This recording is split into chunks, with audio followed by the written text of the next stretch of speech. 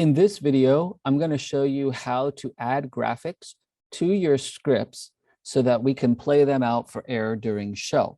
All graphics that you want to add, like lower thirds, OTSs, all the stuff that you want to play from the ROS expression system has to first be loaded into a rundown and into the script, more specifically of the rundown. If we want a graphic in the show open, which we usually do before the show even starts, at least for the purposes of JMM 345, we want a slate.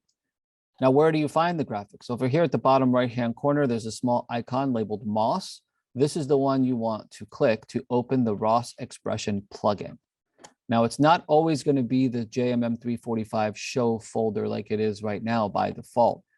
If it's not, just click right over here on these three buttons. You get this pop-up window up here that lets you choose different shows. So if you're working on Sports Desk, you can click there, but we're in 345 already. If you're not, click that, come over here, and then say okay, and this will populate all of the 345 templates that already exist for the semester.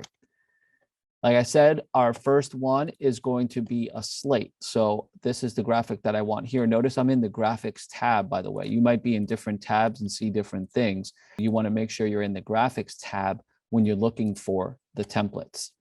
So if I click here and then I double click the slate, I get this box here.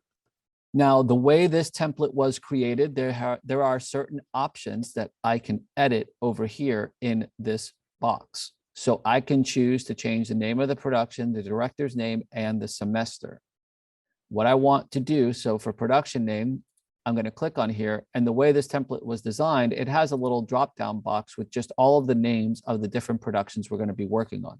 Now, if you're doing this for a UMTV show, that's not going to be there because we really don't do slates for shows anyway. But for class purposes, we're going to stick with this, and we know our first show is Hurricane Happenings. For the director's name, we'll type in the name of student, and Lauren is going to be the director, and we'll put in it's going to be the spring of 2022. One other really important thing happens here in the channel window. You want to click here. Okay, let me pause the original tutorial video there because there's an update that I need to do here. As you can see, the drop down now, when you click on that drop down, it says expression B, channel 1, 2, and 3, and then expression C, channel 1, 2, and 3. So if you're working in control room B, and you want the graphic to appear in 1, 2, or 3, graphics 1, graphics 2, or graphics 3, you'd obviously choose expression B, 1, 2, or 3. Now, if you're working in control room C, you have to understand that channel 1 is actually going to be displayed in the graphics 4 box, channel 2 would be displayed in graphics 5, and channel 3 would be displayed in graphics 6. For the purposes of 345, we're only going to be working with channels 4, 5, and 6. So you're really going to be choosing expression C, either channel 1 for 4, 2 for 5, or 3 for 6. Okay, back to the regularly scheduled tutorial video. And then over here, I have two important choices to make. I can either add to the story, and it will leave the expression plugin window open, or if I click OK, it'll still add the graphic to the script, but it will close the plugin. I don't want to close the plugin, so I'm going to click Add to Story. And notice the slate is there. Now I have to save it. I'll hit Control S, and notice when I do, this will turn like this yellowish color to indicate that the save is taking place. Now with the save done, I can close that script by clicking here on the X. And I'll move on to the hellos. You have to do this process of adding the graphics for every script that needs a graphic. So if you have a very graphic heavy show, this can be somewhat of an intensive process. Now it's going to go much faster when you've done this a bunch of times than I'm doing it here because I'm explaining step by step. To get back to the graphics again, I'm going to click on this one, or you can hit keyboard shortcut F9. And these are the different options I have to choose from. So because I have a 2-shot on my rundown, like you see here, it says 2-shot lower third, I'm going to use this graphic here that says 2 names lower third animate in. So if I double click this, notice I have a top line and a drop line. So a top line and a drop line, a top line and a drop line. So I can go top line, and let's say we'll make Professor Green be that one. And our show here is not Good Afternoon America. It's called Morning Report, but that is an editable text field. So we can just type Morning Report. And then we can actually copy that and paste it here. And then now we can add the second anchor's name to the next line, and notice how the graphic updates here to give you a preview of what it's going to look like when it plays out on the air. And we could check for misspellings or anything else like that. Again, I'm just going to click add to story because I'm not done adding graphics. But before I do that, I almost caught myself. The channel, don't leave it in channel 1, because if you do, this graphic's going to be in graphics 1. We want it to be in 4. So we'll drop that down to here like that. Add to story. Click on the script. You always know which window is active by this color bar up here. Notice if I come here, it's here. And if I come to the rundown, it's here. So I'm going to stay here, click save. Close the script. We're going to do one more just to show you what it's like to do an OTS. So I'm going to double click here and bring these down. Again, placement doesn't matter within the context of the script. Where I place this graphic, I can place it down here, I can place it here. It doesn't really matter. I like to put them near the top of the script so I can find them easy in the event that I need to make a change. I know that all my graphics are at the top. I can quickly make a change, save it, and move on. I need to go back to graphics now because now I'm looking for an OTS. And OTSs are tricky because you have to know which anchor is on camera when we're showing the OTS. If it's anchor 1 for our purposes, they sit on the left side of the set, we would use an OTS left because we want them here and the graphic there. If it's anchor 2, like it is in this case, then we want an OTS right. In other words, you always want the graphic to go on the outside shoulder of the anchor and not the inside shoulder of the anchor who's on camera at the time. So if I want to add an OTS right for anchor 2, I can just click here like that. Now, obviously, this is not the story. The story is about Target sports cards. And we're seeing this picture of this football player as our default, just sort of placeholder picture, if you will. In order to change the photos, okay, the photos have to be loaded into the system. If they're not already loaded, then you either need to see me or somebody else with access to the system that can load the photos for you. You can't do this by yourself by default. But if we come over here to where it says clips, so I clicked on this tab over here now, I have a show, if you will, already created in this. So you don't have to sit here and scroll and look through all of these pictures. Come up here where it says quick find and click this icon here. Now over here where it has project names, this is also a drop down. Now, obviously it's blank by default, but if you click on it, notice we have a bunch of different projects here, including JMM 345. With the JMM 345 project selected here, we get all of the different pictures that we are going to use for this semester's shows here. Now notice I'm doing a story about Target sports cards. I've already loaded a Target logo for you here. So what you need to do with the OTS already pulled up on the other side, remember it's already here. So I pulled up the OTS already. I expanded this option called sample photo, and I'm looking for this material face option that you see here. So I'm going to click on this. I'm going to click and drag down here to where it says edit. Now I'm not going to let go yet. I'm still holding down the mouse button, and I'm going to come up here to where it says face. Notice it changes from a circle with a line through it to the plus sign. You see that? Circle line, don't let go here, let go here. And now the material face will change to the Target logo. What is also an option where it says here text for OTS, we can change this to sports cards.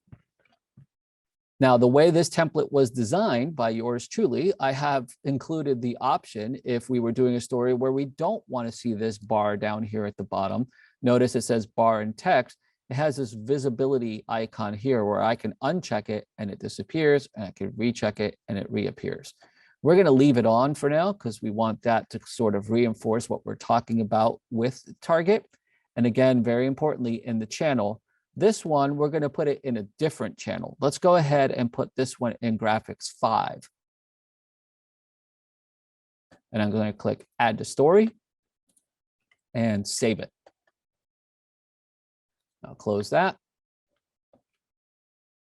I know I said that was the last one, but let's do one more real quick just to show you the teases. If I double click the tease one here, I'll make a few spaces there.